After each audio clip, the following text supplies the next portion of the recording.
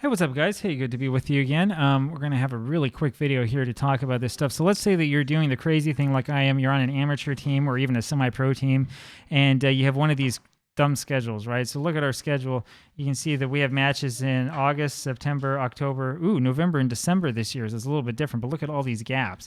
And you're thinking, what am I going to do, right? We only have matches for a couple months out of the year, and then we get all of this time to sit around and do nothing. Well, I've shown you before one of the things that you can do, right? You can always go in and you can go, over to finances. You can go over here and you can request that the club put you on, it's not going to come up for me, but they put you on one of those courses, and then takes 4 months to get your coach's course. So I'm at the national A level already. We'll get to whatever it is, international. I can't remember what comes next, but we'll get all of that set up pretty quickly so that we can get a much better reputation. But the other trick that we do, and the thing that you really need to know about if you're in these amateur teams, is you need to play as many friendlies as you can, right?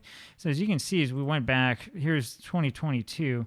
We ended in early November, and we had 1-2 months with absolutely nothing except for hitting continue. And then in February, we had those 3 Champions League games, lost 1 and drew 2.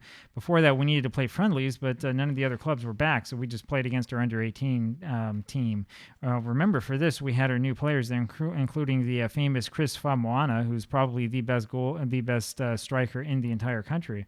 Afterwards, though, in March, late March actually, the players for the other teams started to come back. And so as you can see here, we've had 2 friendlies per week basically throughout. We may have missed a little bit of time there in late April. Oh, no, here it is right here. And that's what I've done. 2 friendlies per week, 2 friendlies per week. Now, we haven't won every match. There are a couple that we've lost. And, of course, I haven't played through them all. I let the assistant manager control it. You can see how good this team is, though. 8-0 win here against Green Bay, 6-1 against Tepi Timu Youth, 7-0 against Tafuna Jets, 6-2 against Royal Puma. And that was a friendly, similar to the first match of the season. A bunch of times we scored 5 goals, 4 goals, 9-1 against Pago Youth. So we've had a lot of success in doing this. You get a little bit of attendance. You'll get a little bit of money. It's not going to be that much. I showed you this already. Overall balance is 41,000. I mean, it's okay. I think most of that comes from the Championship League, or the Champions League. But the important thing about doing this is that this will help your squad dynamics and help your tactical familiarity. So I changed the tactic, as you saw. Familiarity now is pretty high, and the reason why is because we've played like 1 billion of these games, right?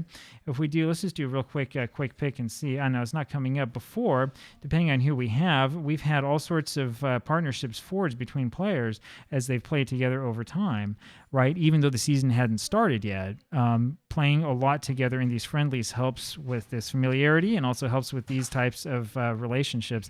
The other thing that it helps with is the dynamics. So as you can imagine, when I brought 30 new players on, the dynamics went down the toilet. I mean, it was just awful. But as soon as we started doing a bunch of these friendlies and we started figuring things out, we were able to get the cohesion to come back up a little bit. The atmosphere now is good. Managerial support continues to improve. We're seeing more players go into the same social group. Players are being included and they're starting to get to know each other. This is exactly what we want to see.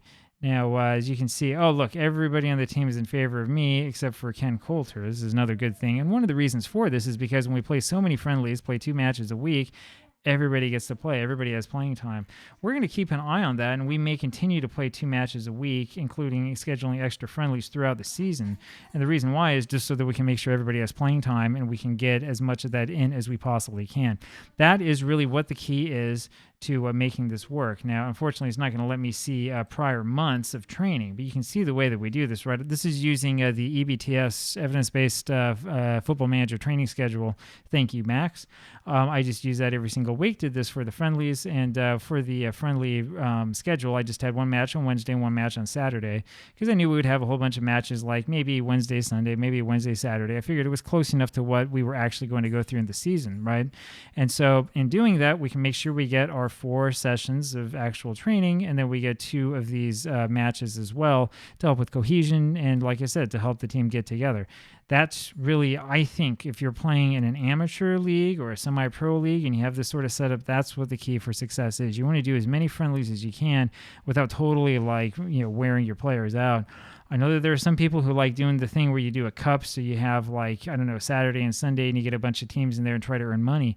Yeah, you can do that, but what I really care about, again, is tactical familiarity and trying to get these dynamics up, and there's nothing in my experience that does that better than playing matches together. That's what you really want to do, and if you do that, and if you keep the players playing and try to keep them happy, then they'll be happy and you won't have a lot of huge problems with your squad. We have no player issues with the team.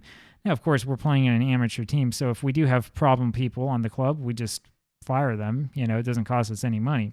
But it gives you sort of an idea of what it is that we can do, and then because there's no expenses, our revenue continues to increase as we keep playing all of these home matches in front of like 100 or 200 people. So there you go. That's my recommendation for taking advantage of the schedule and playing basically as many friendlies as you possibly can.